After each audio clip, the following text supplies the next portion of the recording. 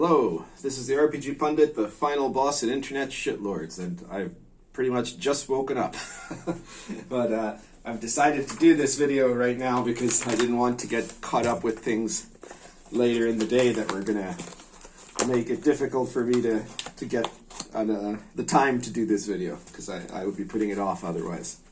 So today I'm going to talk to you about my process for how I go about writing an RPG book, because somebody asked me about that, and I thought it was a very good question, right? Like that it could be useful to people to understand the way I do it, and maybe it'll inspire some people in terms of how they do it.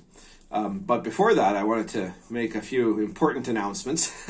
So first of all, the Invisible College on DriveThruRPG, it's available now on DriveThru in PDF. And right now, PDF only, and it's about $20 in PDF. It's later going to come out in print, and you're going to be able to get it from DriveThru in print and PDF. Now, even though they've only released it on PDF so far, without telling us at the time, and they still are holding off on making the POD and bundles available, it's already... it had gone down to about 11 on the bestseller list, and it's already hit copper bestseller on DriveThru, and that's just the PDF.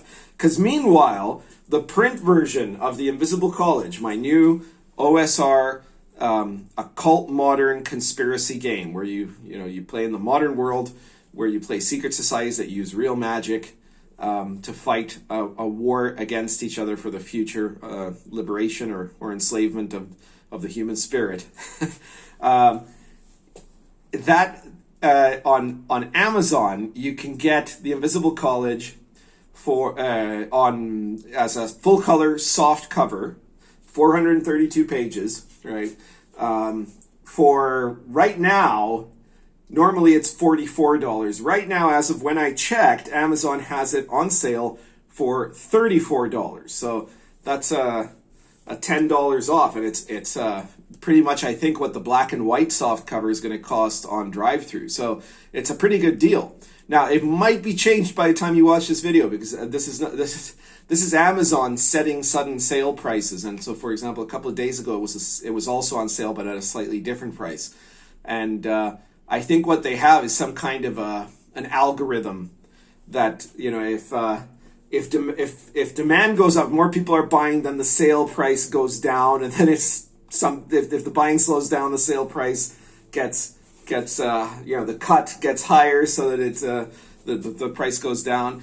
So it's kind of unpredictable, but it's you should check it out if you're interested in getting it in print. You don't want to wait for DriveThru, which could still take anywhere from 1 to 5 weeks, is what I've been told by my publisher. So the POD on DriveThru could still take up to more than a month. And so if you want it in print on Amazon, where you can't, you're not going to get it bundled with the PDF, but you'll get it in 5-day delivery according to Amazon, then it might be a good time to do it. So I thought I'd let everyone know about that. Other point, yesterday we had a special episode of Inappropriate Characters, and we scheduled it outside of our normal 4-week schedule, right in the middle of that, in order to do an interview, because it was the only time we could do it, with Bruce Hurd, who is a big TSR figure and somebody who was very instrumental in the creation of the Mystara setting and the Princess Arc stories. But he was also the guy that we found out, among other things, that he was the guy who hired Ed Greenwood. So that's very interesting.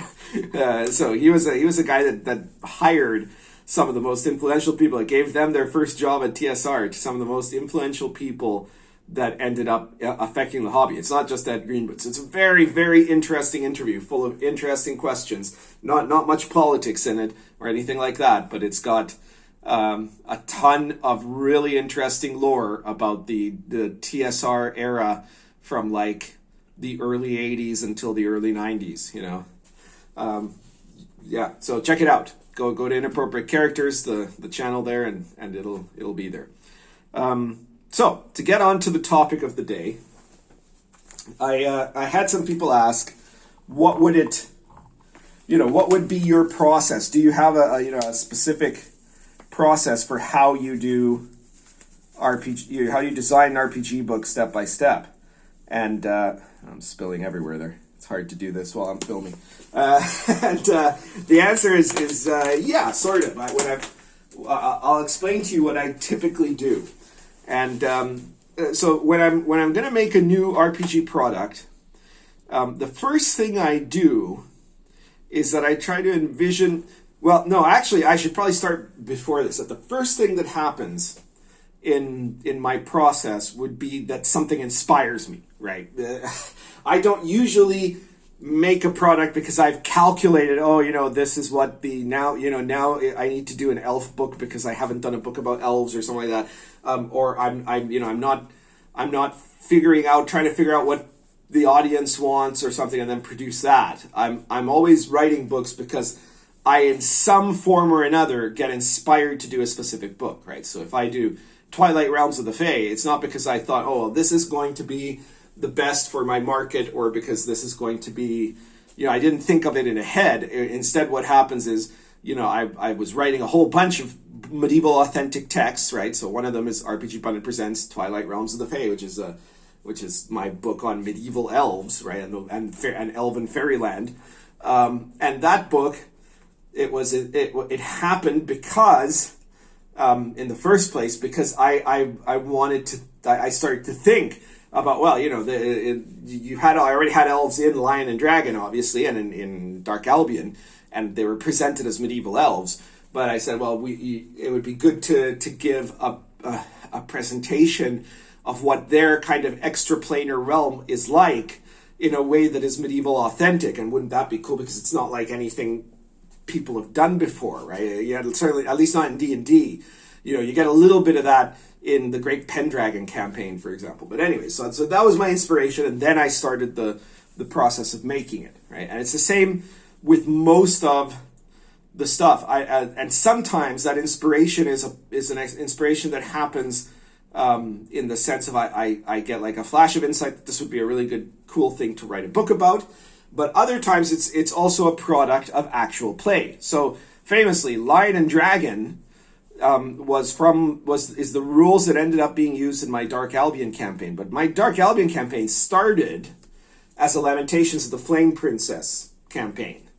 And I was working on that, I was playing that, and then I was working on changing it, because as I was going along, I realized that even though Lamentations was not as bad as typical D&D for doing something that was really medieval, I very quickly started to see that there was all kinds of problems, right? And with the magic, with the with the character classes, with all sorts of things that still didn't feel right to me. And so I started to make a lot of house rules, way more than I usually do. And then those house rules started snowballing into becoming a kind of a new system. And by that time, I had already been, the setting itself had become so interesting, and I had been so good for that, that had been such a good campaign that it had inspired me to say, I should write this.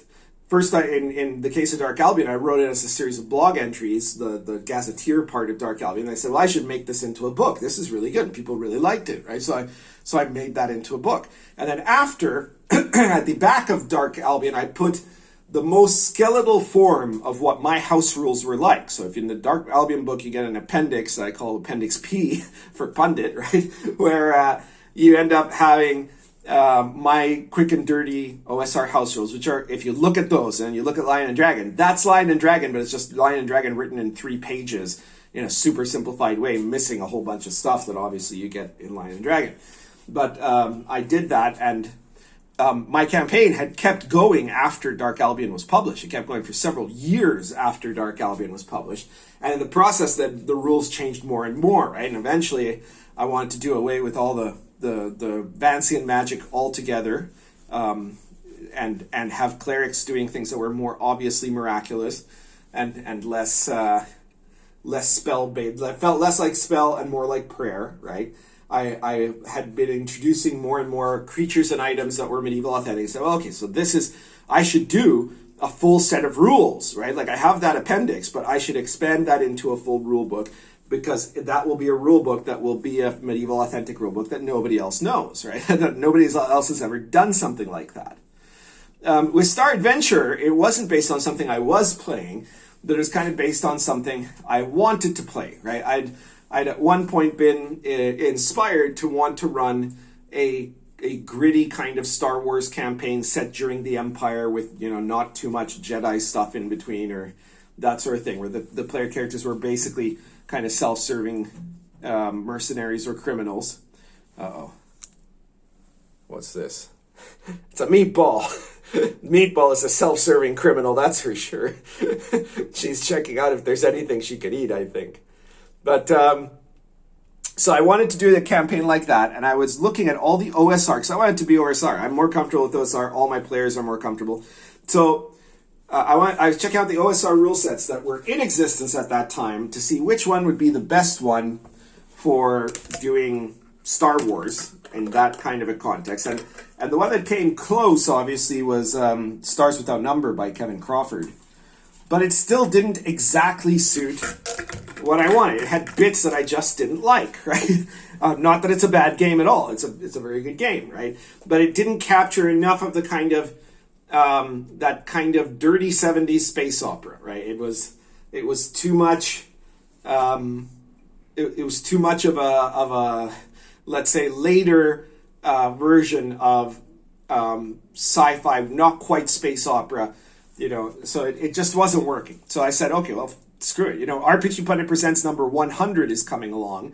Why don't I make a set of old school space opera rules that are going to be based on the Lion and Dragon system, but for sci-fi, and make that fit, right? So I did it, and I did it only like 30 pages or so, 32, I think 36, I forgot how many pages it's got, but that was the complete rule set. And from that, I ended up I had to work out what I was going to put in there, right? So the first stage is really inspiration, and then this is the next step, is to have kind of a visualization, you could say. That's a terrible word, but to do a kind of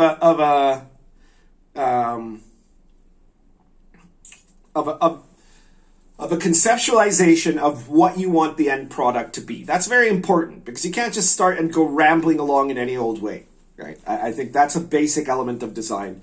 You have to have a coherent end game, right? So you want to figure out, even when you do it, you want to know if your book is going to be 5 pages long or if your book is going to be 400 pages long. Now, sometimes it might run over, or sometimes it might turn out that you do things in less than what you had intended, right? But it still feels complete to you. And okay, that's fine. But you have to have some kind of a ballpark, because then you can frame everything else in terms of what you're going to put in there. So you want an idea basically of how big the book is going to be. And then you're going to have to also want to figure out what are the things that are going to be in there. So in a way, a lot of times the first thing I actually write is like the chapter headings of the table of contents, you could call it. Now, that's usually not the order. It doesn't necessarily end up being the order of the chapters, and sometimes they aren't even the actual chapters as they turn out to be. But I make that list of all the vital points in the broadest category, right? So I'll have, races, background, character class, character generation, or, well, that would probably be right at the front. See, so I've already put that in chapter 4 when I probably should put in chapter 1, and chapter 0 should be an introduction, right? And then I'll have, skills, powers, and then it's like the setting stuff. Okay, so what parts of the setting do I need to detail? And I'll have all that written out as a long kind of list that will be completely editable. You can change, you can add later, right? But this gives you a frame. Now, you'd think that after that, one would set to start writing from page 0. But that is almost never what I do. And I think that if you're looking at it from, let's just start writing from page 0, I think you might have it wrong, because the first thing that I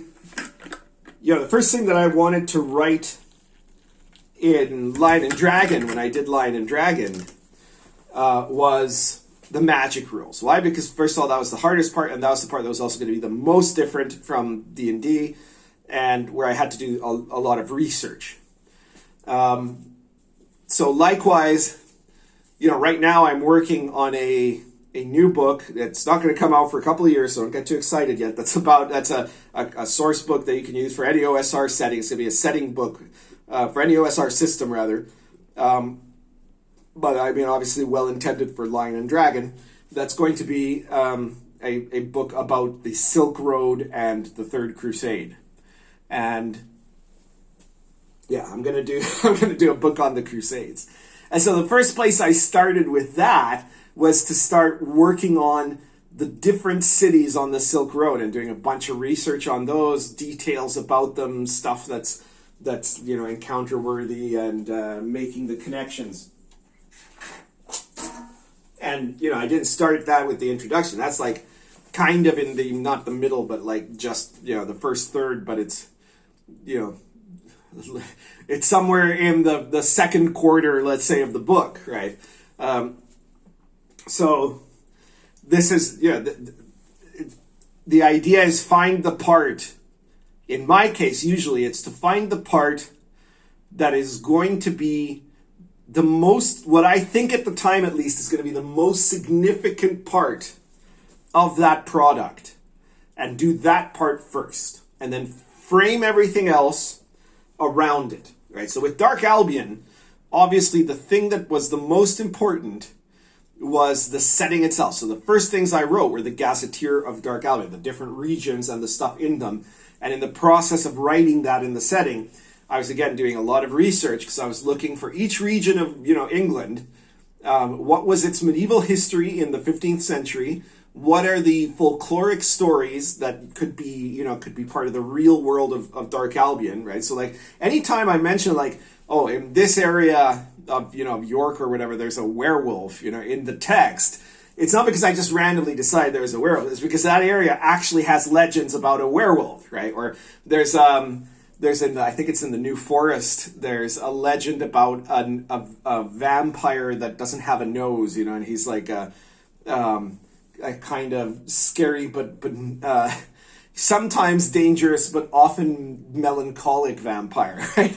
And so of course I put all that in there, right? But this wasn't stuff that I just invented. This is a product of research. That's another thing that is a big part of my process. It might not be part of everybody's process, but somebody pointed out, I had a person that just bought The Invisible College. Strongly recommend you guys all do the same, obviously. But he just bought The Invisible College. He said, well, so this is a modern game. It's set in the modern world. Yeah, it's set in the modern world, of course. Yeah, 2021, and it's, you guys are magicians in secret societies. And he's like, okay, cool, so I'm buying it, right? And a little while later, he sends me a private message, and he says, I'm starting to look at this stuff that you've got here, and I'm looking at your section on the different intelligence agencies of countries, on public secret societies, like societies that the general public knows about, on these actual secret orders that are part of the occult war, on the magic system, on the members of the Invisible College. This is a history book, Pundit. You wrote another history book, right? And I'm like, well, yeah, I guess so. But then I put out but World of the Last Sun is also a history book, and so is Star Adventurer, So for me, it becomes my thing that I end up looking at, for the part of world creation, I end up looking at what I'm making in the product, whether it's an adventure, whether it's a setting book. I mean, anything that is not just absolutely pure rules.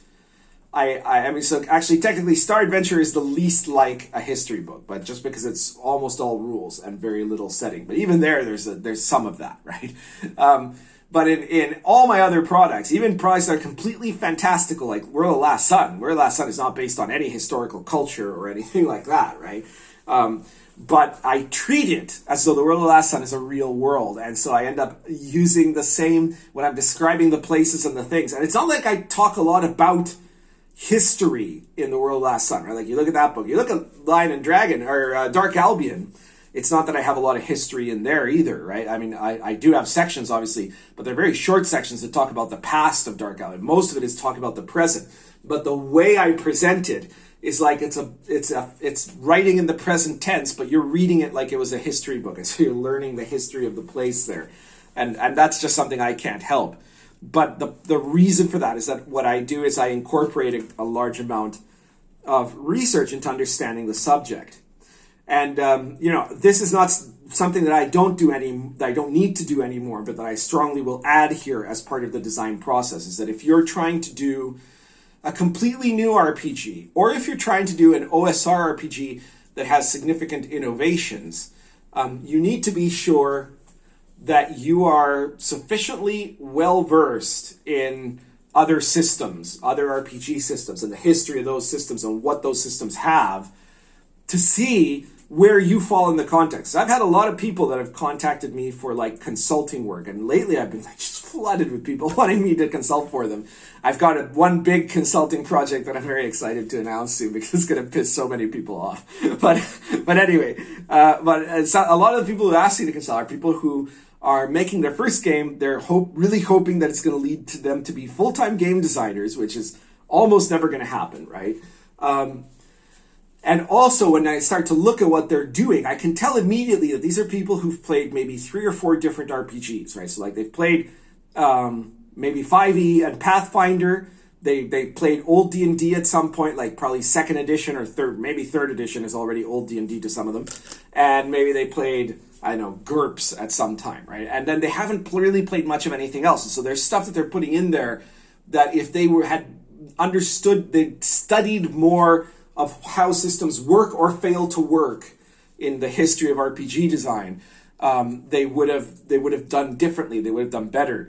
And also there are people who have stuff that they've put in there that they think is tremendously innovative when it actually isn't, right? When it's stuff that's been done to death, right? And they think that's what's going to make their game stand out.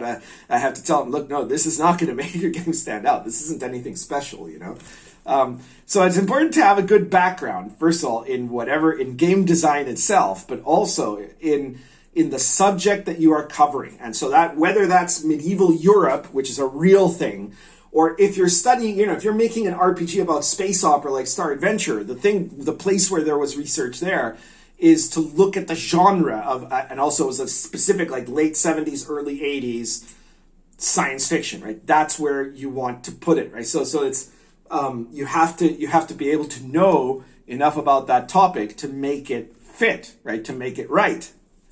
And so you want to have a period of research. So for the first while, you're going to be doing some writing and some research at the same time. And the thing you're going to be writing is not necessarily the coherent line of the book, but it's going to be the bulk of the stuff that's going to end up in the meat of the book and probably will be the most important part of the book. At least that's how I do it, right? So I start by focusing on that, right? So now I'm doing this thing on the Crusades and the Silk Road, and the first step of actual writing in that was me writing up like a story. I wrote like 60 pages of stuff about the world, right? And it was combined with researching as I went along, because I know a lot about medieval history, but I'm not an expert on the area of the Silk Road. So there was a lot I had to learn there, and I went picking it up. And so I started on all that. I went on, and I was going along expanding this world as I developed it. But I was writing it in a very disconnected format, right? Like I was putting sections in wherever it didn't really matter, because then later I start to separate those and sift those. Like you take that wall of, not a wall of text, hopefully, but that collection of paragraphs that you've written in whatever order as you go on writing cool stuff, and you'll then clean it up. You're going to have to clean it up, right? Like my earliest version of it is all like point form stuff. So I'm talking about the city of Acre or the city of Mewe, and I'm doing it all point form, right? Like, oh, okay, Mewe was maybe one of the biggest cities in the entire planet at the time, right? It's gigantic, and nobody even knows it exists today. Well, it existed. It doesn't exist anymore. Thank you, Genghis Khan. I was doing it all in point form, and so later you're going to fill that out. You're going to move some stuff around. You're going to put new chapters in, and then you're going to get additional ideas as you're going along. The core product will demand that you put in other stuff, right? So obviously you're doing a Silk Road book, for example. From there, you're going to have to develop stuff about, coinage, how they used, what coinage and credit looked like. And then from then you have to figure out, what about the tax system and from the legal system? So you have to put that stuff in there. It has to get fitted into to make the setting complete. So you'll add in new sections as you go along and start developing these into systems. And then you're going to order that into chapters. And then you have to round it all out to figure out what are the more basic things that you've missed. Usually, the very last thing I ever write in any of my books is the introduction, if that book has an introduction. So that's like the last thing. Meatball wants to go outside. There's no way out through that window, though. It's got a screen. She's just looking at a world she's not allowed to go to just yet. I'm going to open the door for her in a little bit, though. The introduction is usually the very last thing I write. And usually the second last things I write are like the kind of, if there are character creation rules, those are usually very late in the game. Equipment is something I typically write very late, unless it's something where the equipment becomes very significant. Like, for example, in this Silk Road book, I've put in the equipment. I started writing the equipment part quite early because I had to figure out a lot of the stuff about, the differences between Crusader armor and local armor in the Silk Road, and what goods were at what prices, and like how there were these price differences that were going to be important if you were playing traders and stuff like that. So that suddenly precipitated me to put equipment to start writing about that quite early, though usually I do that late. I mean, in the Invisible College, some of the last things I put in was equipment, right, and stuff like firearms, right. The Invisible College isn't supposed to be about using cool modern firearms, right? Somebody criticized that. If you look on the Drive Through RPG page, someone posted there that this game is terrible because it was written by someone that has no idea about how modern guns work. Well, yeah, I don't really have very much of an idea about how modern guns work. I'm not particularly interested to know that. For a game like the Invisible College, which is clearly, there are meant to be a lot of guns, but they don't really have the making them realistic is not a big part of that setting, right? It's not about that, and so if you're looking for it to be about gun porn, that's not what you're going to get in the Invisible College. Now, if I was doing a game that was about like special ops, or commandos or something like that, then obviously there I would really have to research, and that would have to be really detailed. It'd probably be one of the first things I'd write, also because it would be one of the first things I'd have to learn, right? Because I'm not very much an expert on modern firearms or weapons of weapons of war. So that would have been different. And in the Invisible College, equipment and personal wealth is not, none of those things are particularly big deals, because you're not in it for the money in the Invisible College. You don't, you have to, so instead I had to have, an abstract social class system that was semi-connected to a system of abstract wealth, right? So you can say, well, my character is poor, or he's, lower middle class, or he's comfortable, or he's, filthy rich. In most of which cases, except for the two extremes, it doesn't really matter very much for the game purposes, unless you're playing a very weird campaign of the Invisible College. And ultimately, it probably doesn't, the differences won't matter very much, because when your hall gets together, when your unit of player characters and whatever NPCs are in your Invisible College cell, which is called a hall, get together, they're probably going to be providing each other with income and whatever equipment that they need anyways, unless the hall itself is dirt poor, which can happen. There's a whole system for generating your particular Invisible College unit and what its resources are. And that's the sort of stuff I really like. Like there I did in the Invisible College, I did a whole section on how to make, and it wasn't the first thing I did. Obviously in the Invisible College, the first thing I did, the very first thing I did there was determine what were the secret societies I wanted to have, right? What were the occult groups? And then, what were the intelligence agencies that I wanted to have, right? What were the occult groups about? What were the bad guys? What were the good guys? Are there other sort of good guys, And the answer was yes, sort of, but not many around. And how were they? Because that gave me a framework to how the rest of the world worked. And then from there, I did all the other stuff. I mean, the magic was a really big deal. I mean, remember, there's like 200 pages or so out of the 423 page book is just the magic section, right? Because it's got all these different techniques of occultism that your characters can pick up with a wide variety of. Nobody's going to know them all necessarily unless you get to really high levels and have taken up a lot, managed to take a lot of stuff. But I had to work out how to make all of that presentable. And those were the things that were my bigger priorities there. So that's what I worked on. So what I'm saying basically is that my approach is not to take a structured and linear approach to designing the book. Instead, what I do is I start with kind of point form brainstorming. Next, I end up picking what I think is going to be the most important section that is like the defining part of the book, and write that and research that and then expand on that. And then I start dividing that into like filling in to where they should belong, where the different parts of that what I've written should belong, and adding on any other stuff that becomes necessary, that I realize becomes necessary because of what I've already done and what I've already included, and then framing it all into like coherent chapters. And of course, one of the things I'll mention is that you really, really need to do repeated proofreading. So you're going to, after, like at first it's not that important because what you're writing isn't what's going to be the final version anyways, but you have to be very careful once you've sorted the sections out and you realize where everything is going to be in the book. You're going to have to spend a couple of times, you're going to have to stop and read the whole thing. And it's very hard to do this with your own product, but read the whole thing very carefully to look for grammatical, spelling, and conceptual errors, and work on changing that. And then if you end up working with a publisher, you need your publisher to do that. And then after he's done that, he needs, before he publishes it, to send it back to you and for you to do that again. So you catch any errors that you might have missed and that he might have missed, or any errors that he might have added in the proofreading or publishing process that he didn't realize. And if you're not working with a publisher, if you're self-publishing, you need to hire someone else to proofread your book, because there's going to be stuff that if you looked over it 100 times, you wouldn't catch a certain error that somebody else is going to catch on the first glance, right? And that's very important just for overall quality of the book.